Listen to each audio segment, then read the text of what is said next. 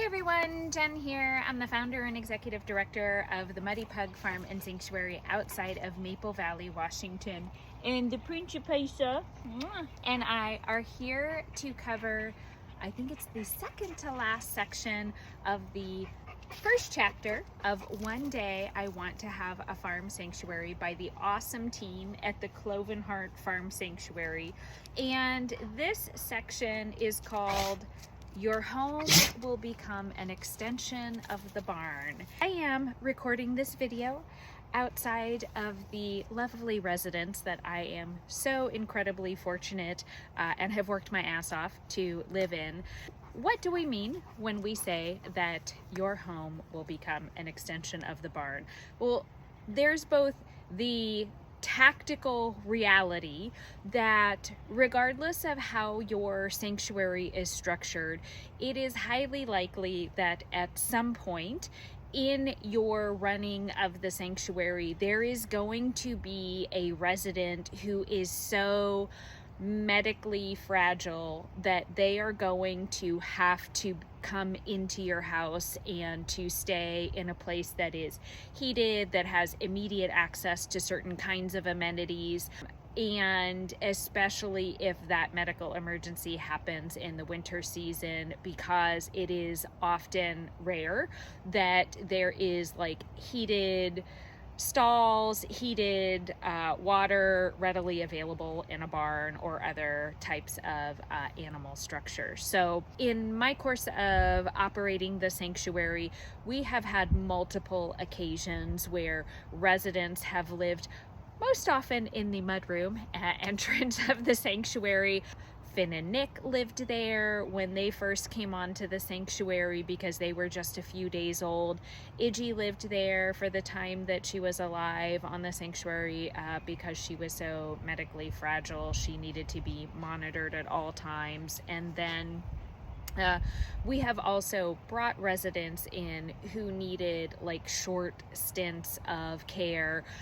We do spa day for the hens, the ladies in inside the residence, but we don't do anything crazy. Like you'll see videos of people bringing cows into their homes. I can't even imagine Cupie fitting in the front door of the residence. So when you think about your home, you will want to have, at least in your mind, an area where you can feel okay about residents wandering through your home, and you have either that a room or a space that is set up where your house will not get totally destroyed if a resident comes into your personal residence. And you will also want to make sure that it is set up safely so that if you ever need to quickly move a resident into your home, you can do that. So like we specifically use the mudroom because there are no electrical cords that are really around. We don't keep anything there that anybody could get into and harm themselves. There's only one way in, there's one way out, and it is able to get as disgusting as it needs to, and it can be cleaned in relatively quick, short order, so that if someone's sick, that you can maintain a level of sanitation within that area, and it is not something that's going to put the resident at risk. And honestly, it's not going to put you and your family at risk having a resident that's very ill inside of your home. So that is something that is worth just kind of thinking about. And it's also just a great idea to keep certain things on stock if you ever have to bring a resident into your home. So all things to think about as your home becomes an extension of the sanctuary. So the other thing that isn't explicitly discussed in this section with the team at Cloven Heart, come here, Principessa, is you will also need to prepare yourself that what you think of as your home and your personal space is going to change dramatically when you have a sanctuary. And that's going to be for a couple of reasons. First, as I mentioned, you will need to have a contingency plan in an area if you need to bring a resident from other areas of the sanctuary into your home to stabilize them or care for them or receive them. And that is definitely, as a call in my day job, we call it a work-life integration. And so you'll need to be prepared that there is not going to be a line of demarcation between your personal space and the work that you do for the sanctuary and the work that and the space that you have in your home. So you're going to need to be prepared that those things are going to blend, and you are going to need to give that to the universe if you have not made peace with that. The other area that was definitely more difficult for me, and honestly it's something that I struggle with anyways, is your sanctuary, the operations of the sanctuary should be open to the public. And that is for several reasons. The first is, for us, we believe that being open to the public for things like tours, for community events, for volunteering, means that we are operating with a certain level of transparency. And so if you come in to do a tour of the sanctuary, like we will be rolling out and activating our summer tours again, the beauty of having tours is that people are walking through every single resident area. They are able to see all the residents, they're able to see their living areas.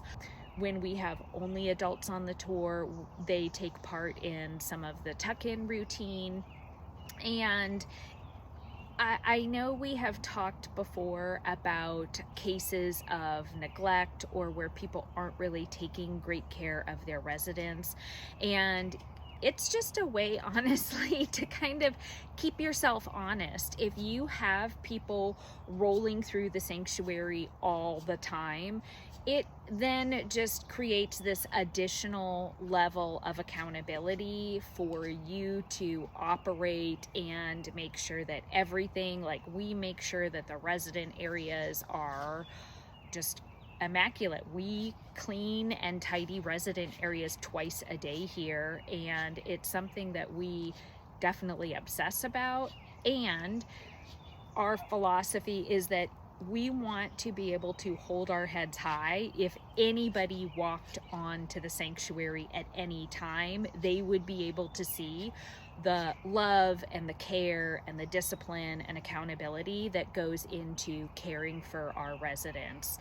The next reason that you will want to keep your sanctuary open to the public is that there is an education and awareness component to the work that all sanctuaries do. And there is a substantial disconnect between how people might feel when they are touring the sanctuary or they see farmed animals and what they need to tell themselves to make sense of their choices when they sit down to eat. And we strongly feel that in addition to having dogs who constantly photobomb these videos. Oh, here, Princess is being a little derpy. Princess, are you gonna be a little derpy? She's like, I'm not gonna do anything funny. She literally flips and then she lays still when the camera goes on her. Anyway, so the reality of sanctuary work, and we have talked about this multiple times, and I will continue to beat the drum of this, it is impossible for every single sanctuary to have the capacity to save every single farm animal that's in need. The only path, and I am saying only, capital ONLY, the only way that there is a huge, measurable dent in the volume of farmed animals that need help, that need to be saved from abuse and neglect and abandonment, is if people stop eating them and consuming animal products. You can say, we can rescue animals. There are rescues that work on the front lines of slaughter. There is no other way to make a measurable, lasting difference unless we educate people to see animals as something else besides products that you treat horribly for the duration of their lives, and then you package them up and you sell them for a profit. So for us, I really struggle with people coming on to the sanctuary at times because I work a day job that is incredibly demanding. I have kids.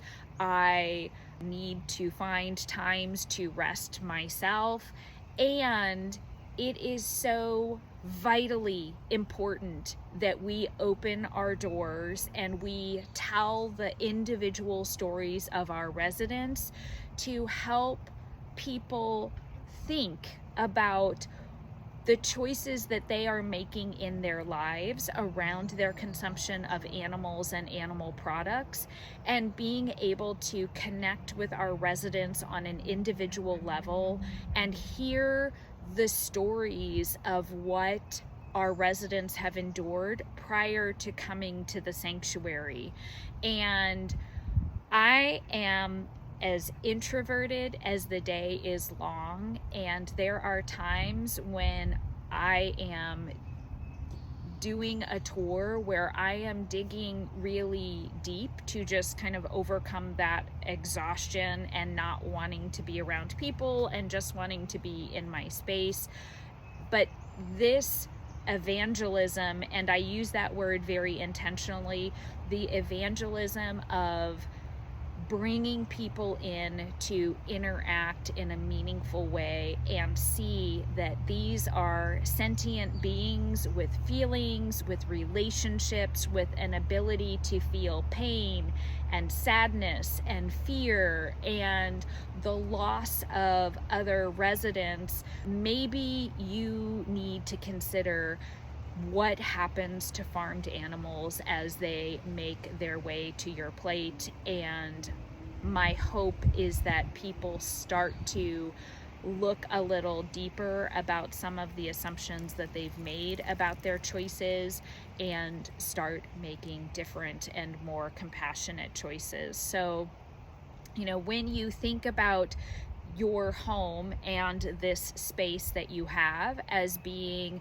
an extension of your personal space, my kind recommendation is that you take a deep breath and you open your doors in a way that is transparent, engaging, invites the community and invites dialogue, because ultimately we are here to save lives, give sanctuary, and build community. And to do that, we have to operate in this way with intention and a level of relentlessness that I have referenced many times in these videos.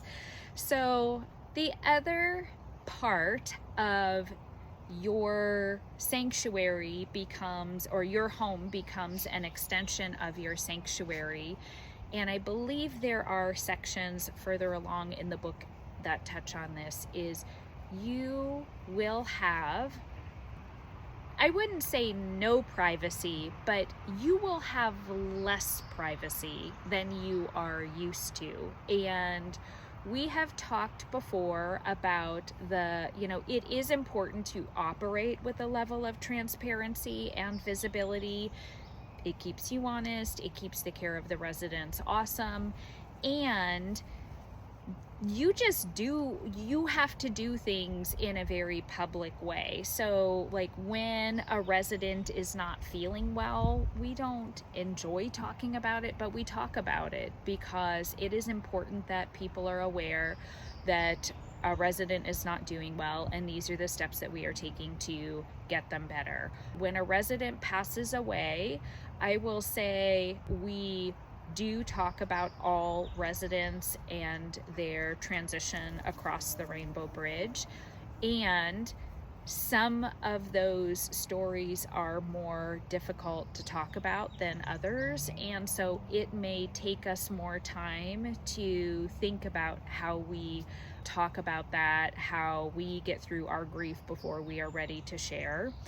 Things that happen in your personal life are sometimes talked about. So I know that for those of you that follow us know that I am going through a divorce right now, and that's something where, in full transparency, I feel like I need to let people know that I am the person now managing the sanctuary again solo, and I do that with a lot of help from our board, our volunteers, and people that work on the sanctuary.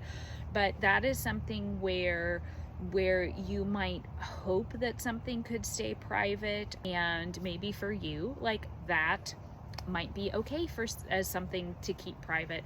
I feel like I have a responsibility to communicate that there is a material change in the circumstances of the sanctuary. Also, to be very upfront that we are making changes within the sanctuary to ensure the overall long-term sustainability of the sanctuary, and I have taken steps around like resident care and resident groupings to make sure that that is sustainable and manageable as we look to the future. And I think it's fair to say that given this change in even my own personal circumstances, that has adjusted the framework of the sanctuary and even how I make decisions about the carrying capacity of the sanctuary. Like, that is not just a land and space issue, it is also like a personal capacity and financial issue that's certainly something that we're thinking about, and we're thinking about how to continue the work of the sanctuary in a very sustainable way. So, again, a very simple chapter and straightforward topic by the team at Cloven Heart, and it's just such a kind of thought-provoking topic, because even when you do a professional day job like I do, there are points where different jobs and different types of jobs lead into other areas of your life, and you think, in a normal day job, people talk about work-life balance, people talk about work-life integration, and the topic of this sort of balance and integration within the running of the sanctuary, the boundaries are far more porous, and you will find that it is very challenging to sort of maintain lines and boundaries in certain areas. And the last point of this segment is to implore you once again to think about this. So you're not going to be able to account for everything as you are thinking about starting this work, but this is a place where you should slow your roll slightly to think about, like, what does it mean to open our doors for the public, and what level of public involvement am I comfortable with? And if we are on social media, which you have to be on social media if you have a sanctuary, but if we are on social media, like, what are things that we are willing to do and talk about, and what are things that we are going to reserve for ourselves? And anybody that knows me knows that I obsess over like just frameworks, and that's because doing this work up front and thinking about who you are, how you roll, what works for you, what doesn't work for you, what works for the organization, what doesn't work for the organization, is going to make the day-to-day mental load of the sanctuary a bit simpler. Not super simple, but a little simpler. And any place where you can invest some time up front to save yourself the agony of grinding through specific decisions, either just for yourself or in concert with your board or your team, is going to help you just save your mental load and energy for your team's mental load and energy. And that way, you can manage the sanctuary within a framework that is aligned with your values, aligned with the goals that you have, and you will do that very efficiently. So what an interesting set of things to consider. I want to give a huge shout out to the team at the Cloven Heart Sanctuary, because as I read this book and I think about, the decisions that we have made in the sort of standing up and running of the sanctuary, it's just been really interesting to reflect on how we've gotten to some of the decisions we've made. And it's also caused us to think about, like, gosh, do we need to revisit and change some of these? Or some of these things still true? So thank you so much for such a wonderfully thoughtful book. Also would love to thank all of the people that support our work, whether you donate, whether you volunteer on the sanctuary, whether you work on the sanctuary. I cannot overemphasize what an incredible, physical, mental, and emotional lift the day-to-day of the sanctuary is, and the individual people who put forward their time, their talents, their treasures to help us to do this work is just so incredibly appreciated, and we cannot thank you enough. Stay tuned for the next segment. We look forward to seeing you next time, with so much love from the Muddy Pug. I know where you are, and I'm coming to carry you home.